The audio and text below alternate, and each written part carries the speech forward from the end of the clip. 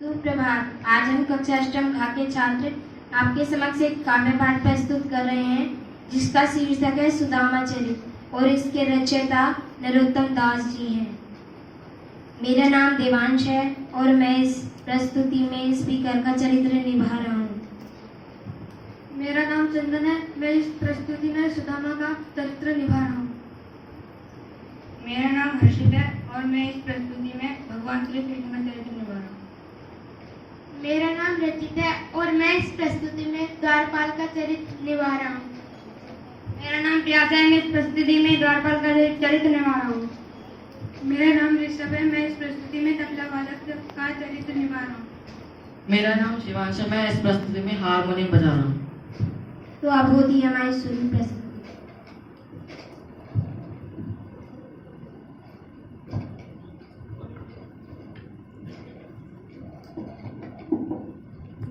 इस काव्य पाठ में उस समय का वर्णन किया गया है जब सुदामा जी बहुत गरीबी में थे और उनकी पत्नी द्वारा आग्रह करने पर वे द्वारिकापुरी आए थे।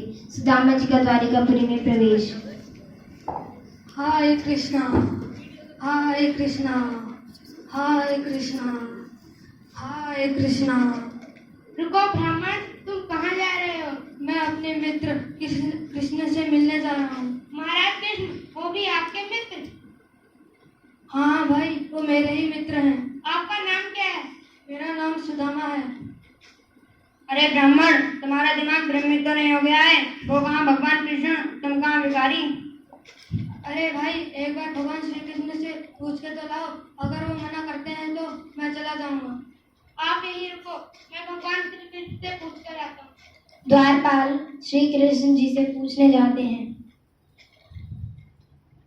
महाराज की जय हो। मैं आपके लिए एक संदेश लाया हूँ। बोलो, क्या संदेश है? द्वार पर एक ब्राह्मण खड़ा है। वो बहुत ही अजीबोगरीब बातें कर रहा है। कैसी बातें? वह आपको अपना मित्र बता रहा है। अच्छा, कौन है वो? क्या नाम है उसका? कहाँ से आया है वो?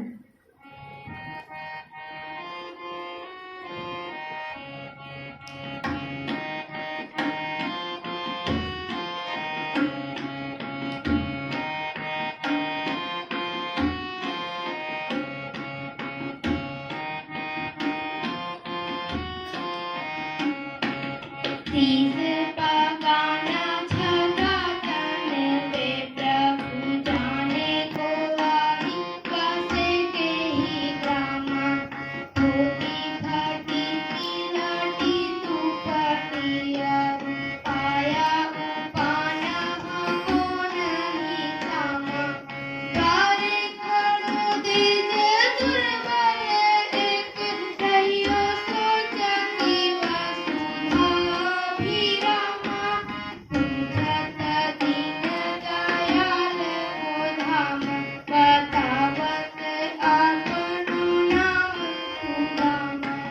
इन पंक्तियों में द्वारपाल श्री कृष्ण जी से जाकर कहते हैं, हे प्रभु, द्वार पर एक ब्राह्मण खड़ा है जिसके सिर पर न तो पगड़ी है और शरीर में न कुर्ता। पता नहीं वह कौन से गांव से आया है और वह द्वारिकापुरी की धरती को देखकर चकित हो रहा है तथा आपका महल पूछ रहा है और अपना नाम सुदामा बता रहा है। अब मेरा मित्र कृष्ण नहीं आएगा, मुझे जाना होगा। सुदामा, सुदामा आया है। सुदामा, मित्र कृष्ण। सुदामा कैसे हो तुम? और मित्र, सब कुशल मंगल तो है ना?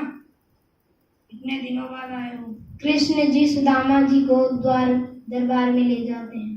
चलो भीतर, यहाँ बैठो। और मित्र, सब कुशल मंगल तो है ना?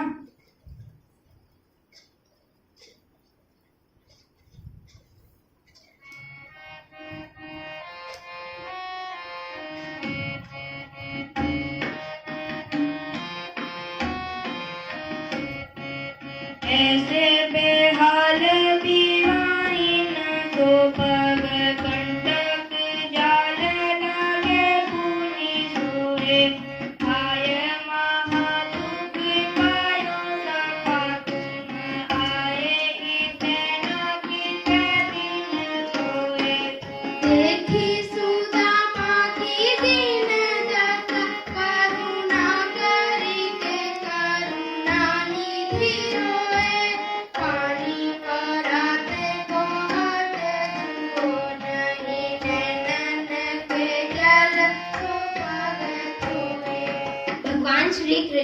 सुदामा जी की दीन दशा देखकर बहुत दुखी हो जाते हैं।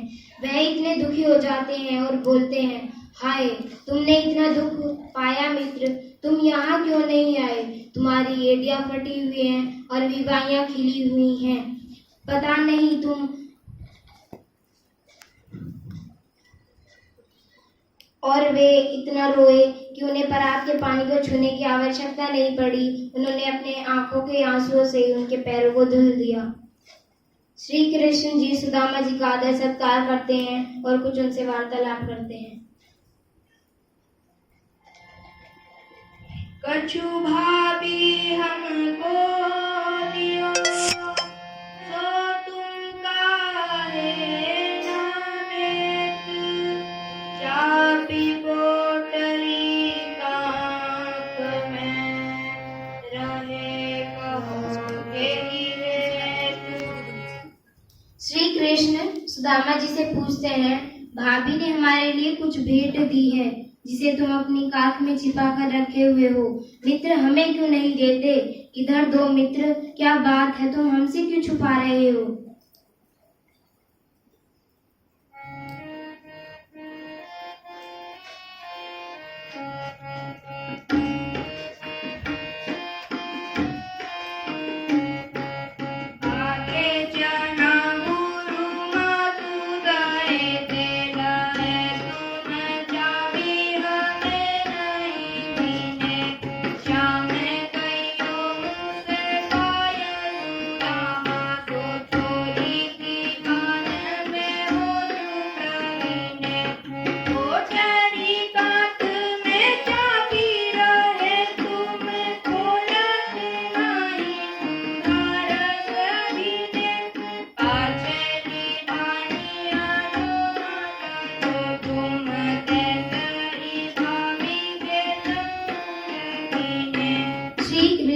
सुदामा जी से कहते हैं, मित्र तुमने बचपन में भी हमें चने नहीं दिए थे जो कि गुरु माता ने दिए थे। सारे चने तुम स्वयं ही खा गए थे, हमें एक भी चना नहीं दिया था। और आज वही कार्य तुम इन भाभी के चावलों के साथ कर रहे हो। इनको अपनी काख में छिपा कर रखे हुए हो। ये अमृत के रस में भीगे हुए हैं और तुम इनको अपनी काख में छिपा कर रखे हो। श्री कृष्ण अगले दिन उनका आदर सत्कार करके उन्हें विदा करने के लिए जाते हैं।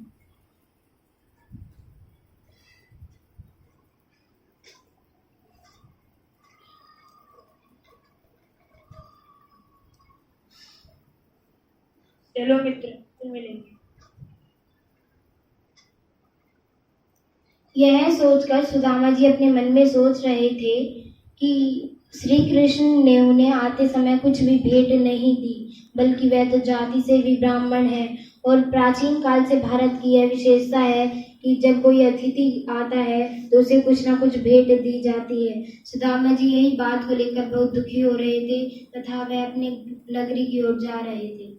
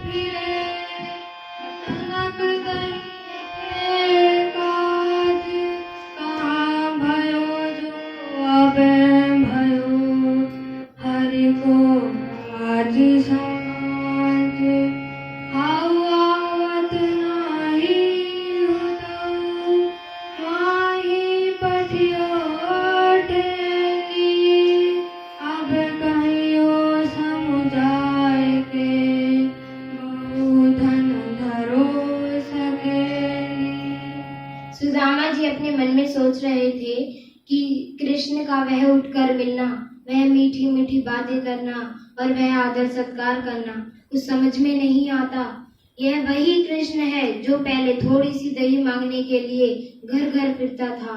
आज इसका राज समाज हो गया तो पता नहीं क्या हो गया। मुझे तो मेरी पत्नी ने ही भेजा था कि जाओ, श्री कृष्ण तुम्हें कुछ धन दे देंगे। अब जाकर कह दूंगा, लो इतना सारा धन दिया है, इसको संभाल लो।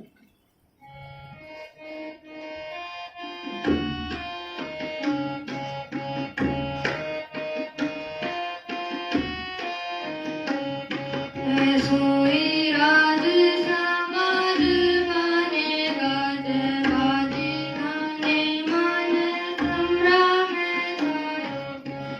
दो परियों को मारा गहुली की भैरी के मैं बेदारी का आयो। कौन बिलो की बेको मन लो जात सोचताई सो बेड़ा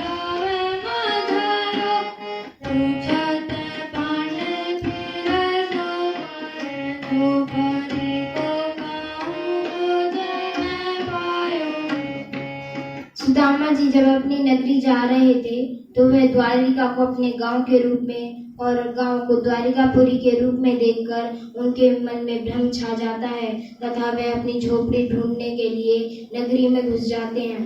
वह हर किसी से पूछते हैं, क्या किसी ने मेरा पांडे का घर देखा है, लेकिन वह सबसे पूछते हुए भी अपनी टूटी फूटी झोपड़ी को नहीं देख पाते। श्री कृष्ण तो पहले से ही इतने होशियार थे कि उन्होंने पहले से ही सारा प्रबंध कर दिया था।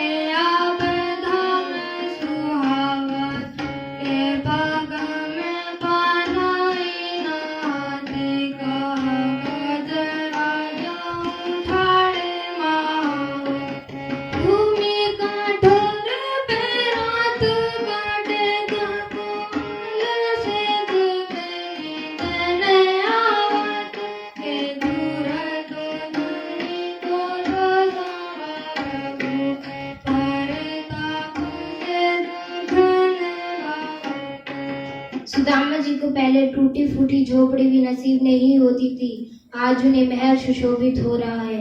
जिनके पैरों में जूते चप्पल भी पहनने के लिए नहीं थे, आज उनके महल के सामने महावत हाथी रथ लेकर खड़े रहते हैं। जिनको भूमि कठोर पे नींद आती थी, आज उसे कोमल बिस्तर पर नींद नहीं आ रही है।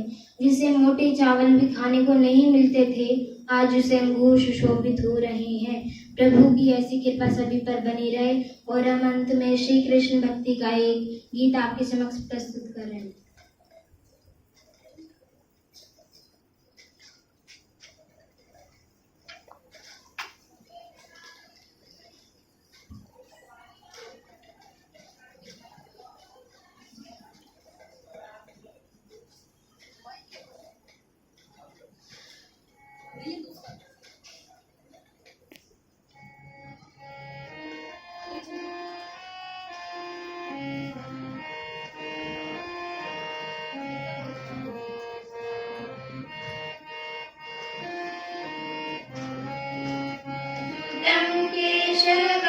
कृष्ण दामोदरं नाथ नारायणं जानकी वल्लभं शुद्धं केशवं कृष्ण दामोदरं नाथ नारायणं जानकी वल्लभं।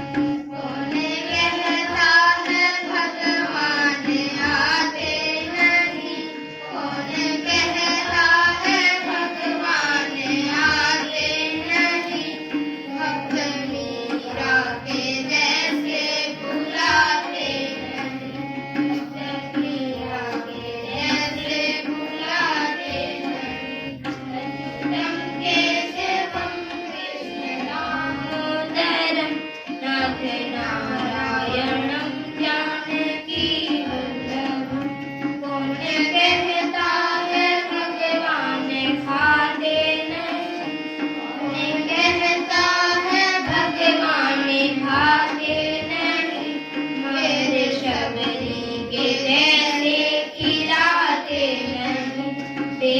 शबरी के जैसे खिलाते नहीं। अच्युतम केशवम कृष्ण दामोदरम नाथ नारायणम जानकी वल्लभम। कौन कहता है भगवान सोते नहीं, कौन कहता है भगवान सोते नहीं। माँ यशोदा के जैसे सुलाते नहीं, माँ यशोदा के जैसे सुलाते नहीं। अच्युतम केशवम कृष्ण दामोदरम नाथ नारायणम